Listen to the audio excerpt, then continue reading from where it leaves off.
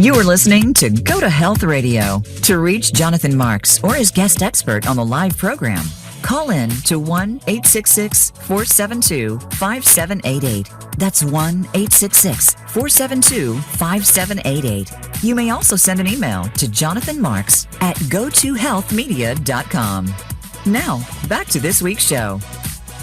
Okay, and we're back with Julia Rucklidge, and we're talking about the Better Brain Book, and you can get it at thebetterbrainbook.com. Julia, I want to focus this segment on the book itself. So tell us what's in the book.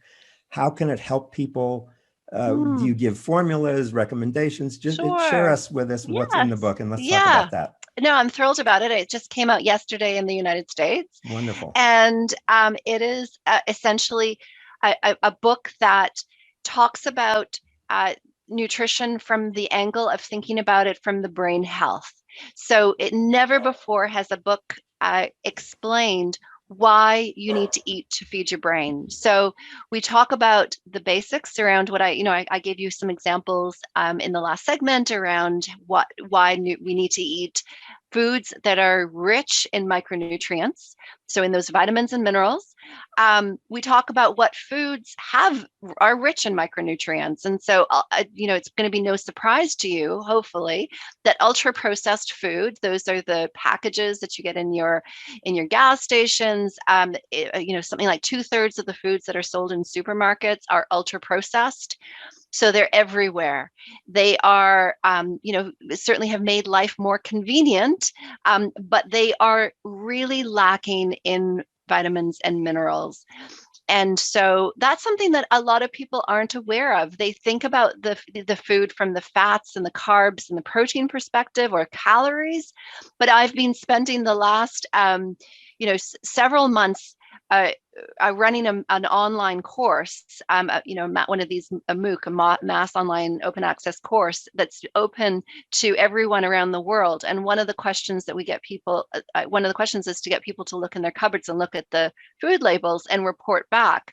And what has been really interesting is that pretty much unanimously around the world, the food labels only tell you about fats, carbs, and proteins. They don't tell you about those micronutrients. Right. So you have no idea that the ultra processed food is really not that good for your brain. It's not providing those nutrients. So we talk about then where are you going to get them from?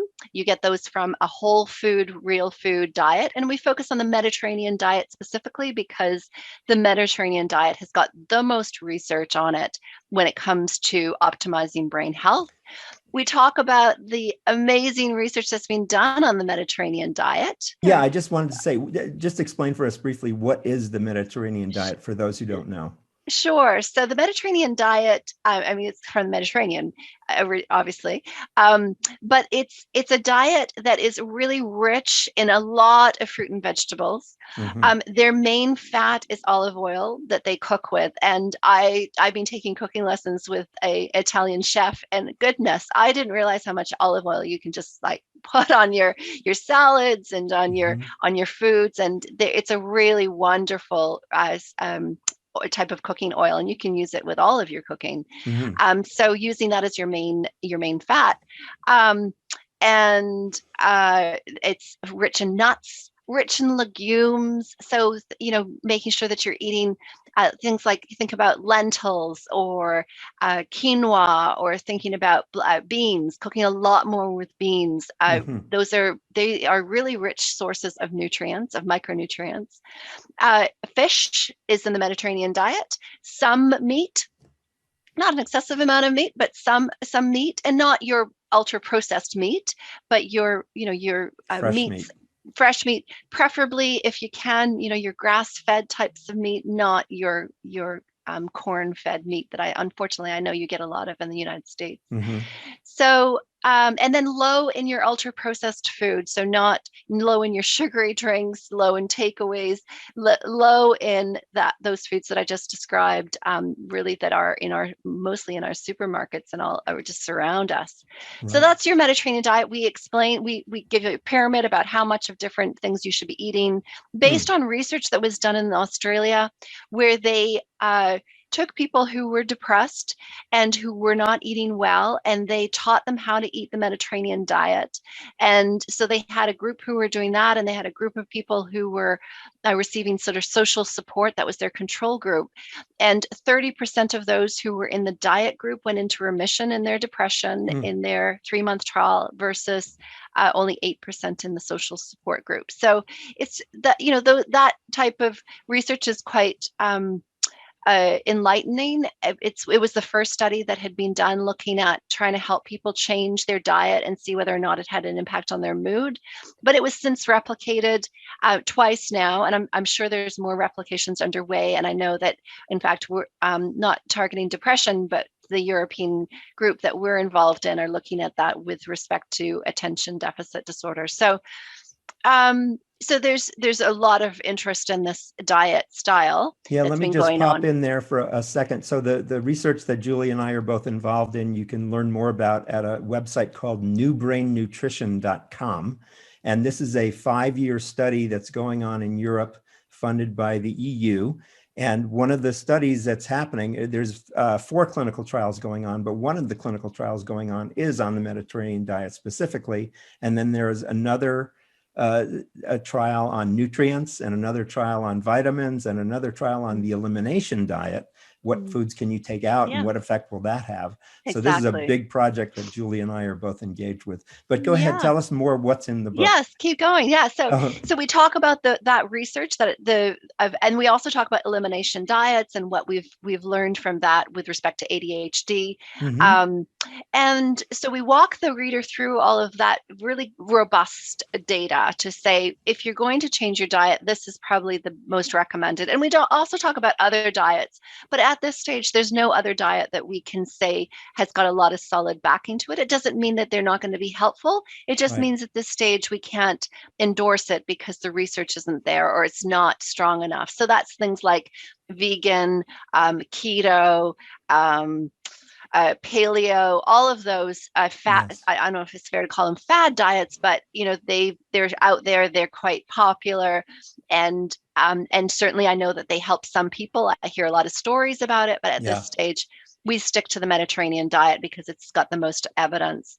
But then what we do is we walk the reader through why even if you changed your diet, why it wouldn't help everybody. And so then we talk about really the kind of scary data on the health of our soil, and go into quite a bit of detail about the microbiomes of the soil, and that if we look at arable land in North America, there's a lot of deficiencies in the minerals. And so once you appreciate that the only place you can get the minerals from is from the soil, and the minerals get taken up into the plant, and then the plant uses the minerals to make the vitamins, you kind of realize that, hold on, if our soils are depleted of minerals, this is going to affect the nutrient density of the plant.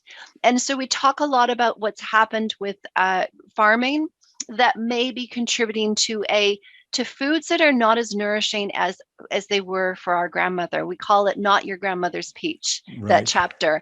And so it's explaining what has changed and why we really need to be really concerned about the health of our soil. So that leads us to saying, okay, so you've changed your diet, you've gone Mediterranean, you're still struggling. What else can you do, and why? And explain why it might not be sufficient just to change your diet. And then we go and launch into the really exciting. Well, I think it's exciting because I've been doing it for 12 years now. Research on using vitamins and minerals in a pill form. So I've been running, as you said earlier, clinical trials in my lab where we recruit people who are struggling with a mental health issue. Most of the research that's published has been on ADHD, but we're doing other trials at the moment for other challenges as well. And we were able to show that the micronutrients were superior to the placebo. 50% of people in a small, short clinical trial were much to very much improved over the 8-week period versus 21% on placebo. So it's quite certainly a more powerful effect than placebo. Yes. And we've also followed children long-term using nutrients, and we find that most of them are in remission after a year if they're taking micronutrients, when they're not all in remission if they're on medication, or not in remission if they're not doing anything at all. And that part isn't that surprising. Now, I just want to ask a clarification. Julia, we're not suggesting here that people get off their medications and just do food. Can we clarify that? I can clarify that. As I said before, many people do get better with medication. And if you're one of your listeners out there is someone who's on medication and doing really well, then I think that's fantastic, and just keep going. So the people we're talking to are the ones who are finding, well, I'm on medication, but I'm still struggling. I mean, one thing you can do is talk to your family doctor or your prescriber and look at other options for you. But changing your diet is certainly something you can do when you're on your medication. Taking supplements is something that you need to be really, really careful about alongside medications in the doses that we're giving, because we're not giving people, you're like a one a day.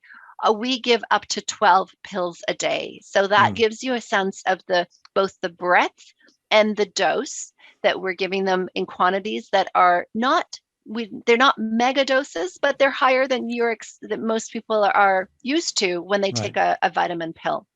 So we do caution about taking nutrients alongside medications, and we certainly don't want people to stop. We know that can cause really challenging withdrawal effects, and I certainly don't want anyone to do that. So to think about the nutrient perspective, it's really important that you go back to your family doctor and talk about that. Right. So and know that there are some interactions that can occur when you take the two together. So that just needs to be done really, really carefully. Now, do you give recipes in the book or We recommendations? do, yes. Tell us a little bit about that. Sure. So we have over 30 recipes in there that follow the Mediterranean style diet. So just to give people an idea of what it looks like, what does this, as you were asking, well, what does it mean? And so we've got lots of recipes that are following that traditional type of diet, from your breakfasts to your desserts, and hopefully enabling people to start dabbling in this way of cooking. So we do have that. And we also talk about the supplements that have been studied, because the problem with the whole supplement industry is that there's, as you know, in North America, you go into a pharmacy or into the supermarket, there's aisles and aisles and aisles of products, and you're like, well, what do I take? Which one is going to actually be good for my brain? Which one was used in those the studies that are described in the book? So we provide all of that information of all the research, the clinical studies that have been done, not just in my lab, but all around the world. There's been studies that have been done in North America on autism, and there's been studies on aggression in prisoners. There's a lot of studies on stress. But just to go back to your question earlier, our studies have been done on people who are medication free.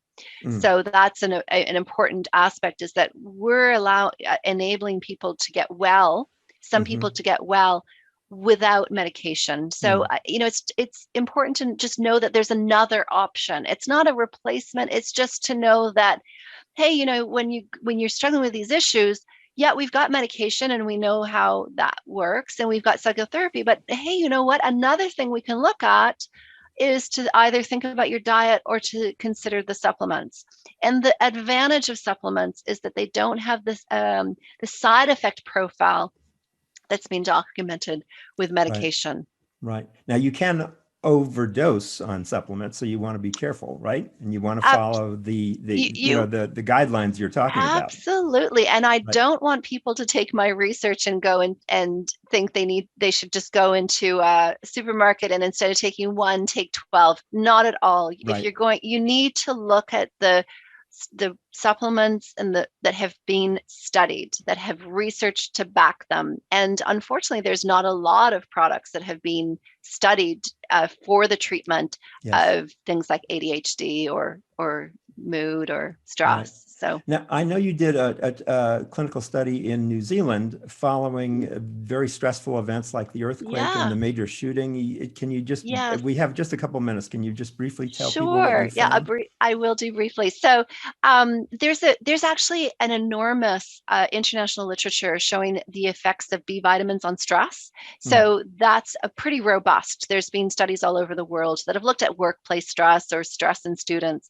So they've been shown to be better than B complex has been shown to be better than placebo. So knowing that, and then when this earthquake struck, and when I was it was in 2010, 2011, we decided to compare the B complex with a broad spectrum of the vitamins and minerals, and compare it also to people who we call treatment as usual, where they didn't take any of the nutrients but decided instead to take medications or go for psychotherapy or do nothing at all. right. And in a nutshell, we followed their PTSD symptoms, and the rates of probable post-traumatic stress disorder in those who received the nutrients dropped from 65% to 19% with a 1-month intervention Wow. with micronutrients versus no change. It stayed about 50% for those who went for treatment as usual. Wow. So pretty powerful effect. We then replicated it after a flood in Alberta, Canada.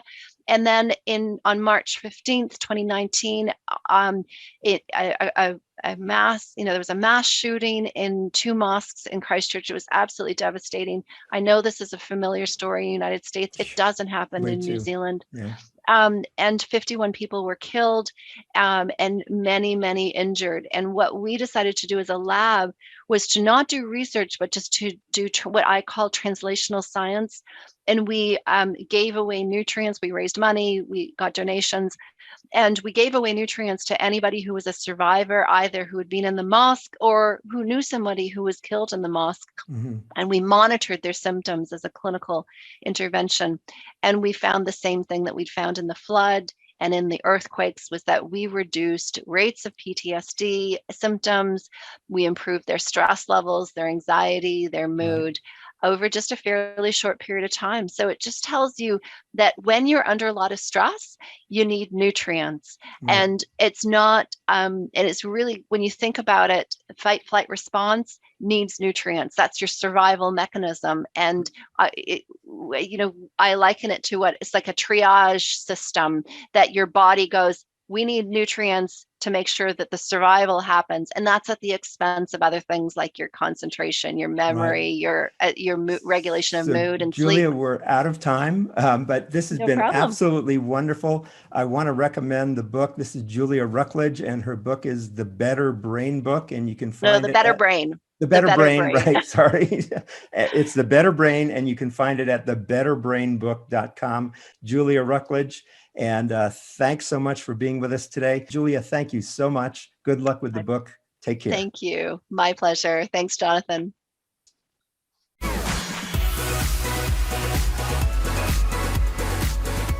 Thank you for tuning in this week to GoToHealth Radio. Be sure to join Jonathan Marks and another health expert next Wednesday at 3 p.m. Eastern Time and 12 noon Pacific Time on the Voice America Variety Channel. You can also catch the program on your favorite podcast platform. Until our next show, be sure to visit us on the web at gotohealthmedia.com and elevate your life.